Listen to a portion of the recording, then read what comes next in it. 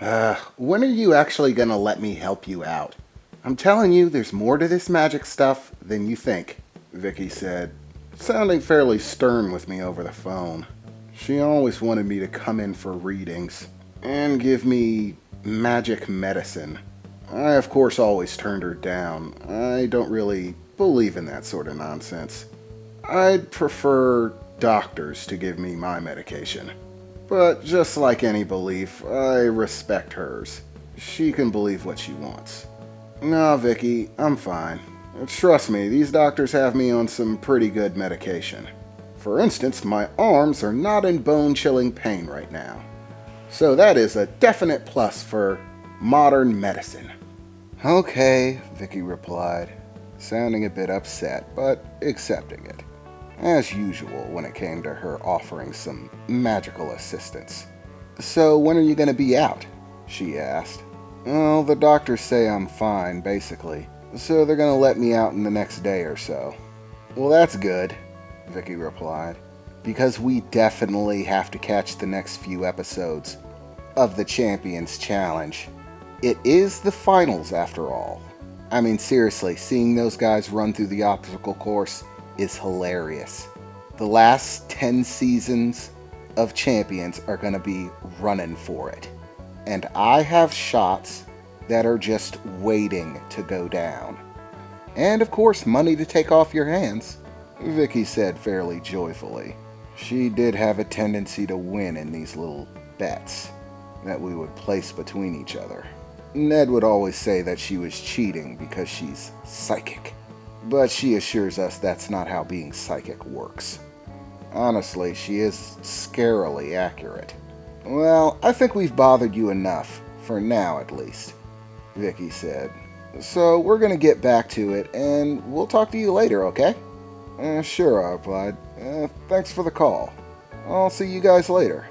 So we hung up and finished our conversation, and I spent most of the rest of the night simply flipping through the channels, continuing to watch the ongoing news reports about the event. Honestly, I wasn't thinking about it when I did it, but this is definitely gonna make me a public figure. People are gonna recognize me, and it's going to be very inconvenient. I really do like my peace and quiet, but with so many people talking about me, I'm not gonna be able to do anything. Oh, I hope this isn't a problem for my boss. But then again, a little publicity never would hurt his business. And he was a fairly greedy guy, so I could see him taking advantage, if he could.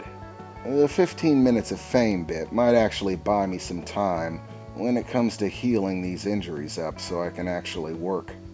Regardless, I finally managed to get myself to sleep with the sound of the EKG gently beeping me to my rest. Hey, Hero Guy, it's time to wake up, I heard a voice announce. I opened my eyes to find that it was daytime.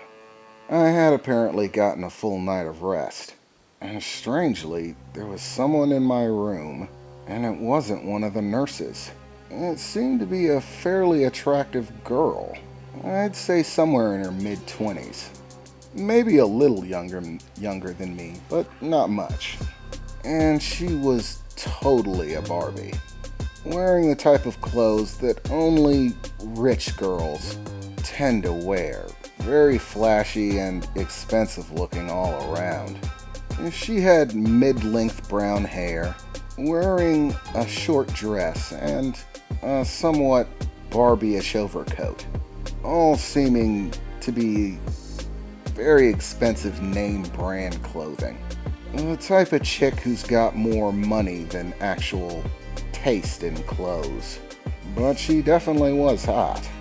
The only question being, how the hell did she get in here? Who are you? I said, staring at this girl dressed in pink and red.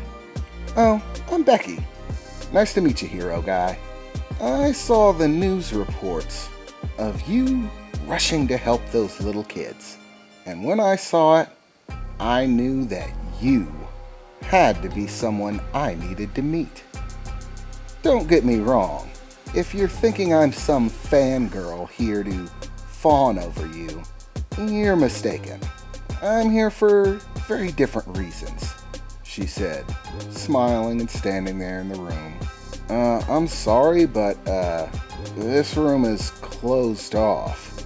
How did you even get in here? I thought there was supposed to be security, I asked, looking at her with a disconcerted expression.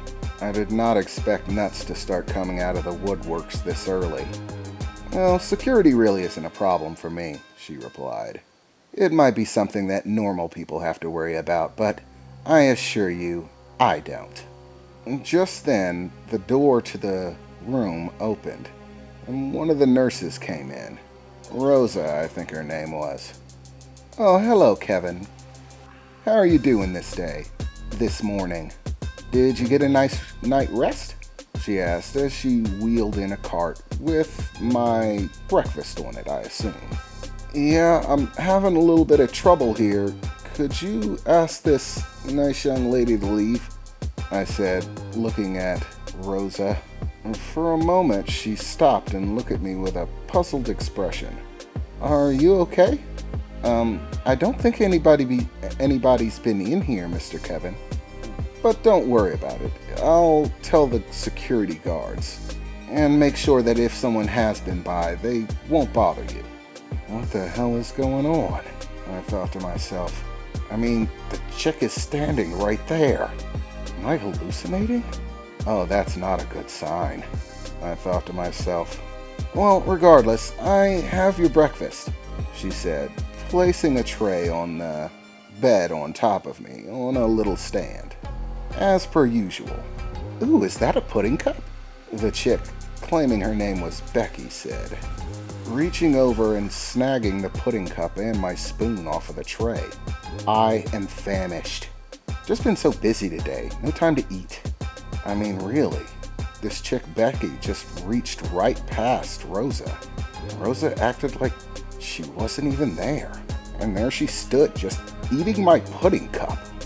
Mr. Kevin, what did you do with your pudding cup? Rosa said, looking at my tray and the lack of a pudding cup on it. Don't worry about it, Rosa, Becky said, simply standing there eating my pudding cup. He was very hungry. He must have eaten it while you weren't looking.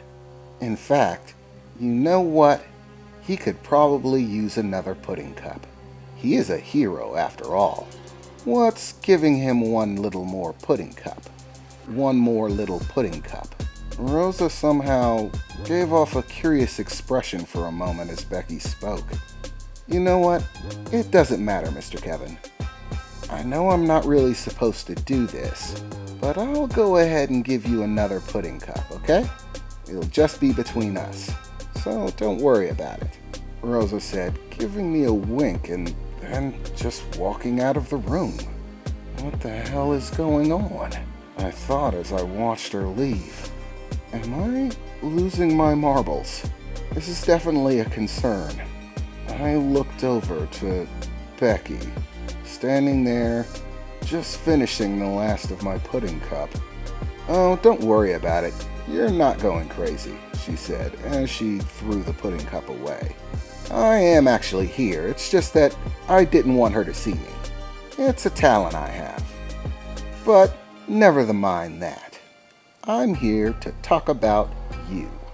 You see, that little display on the news caught my attention for a very specific reason.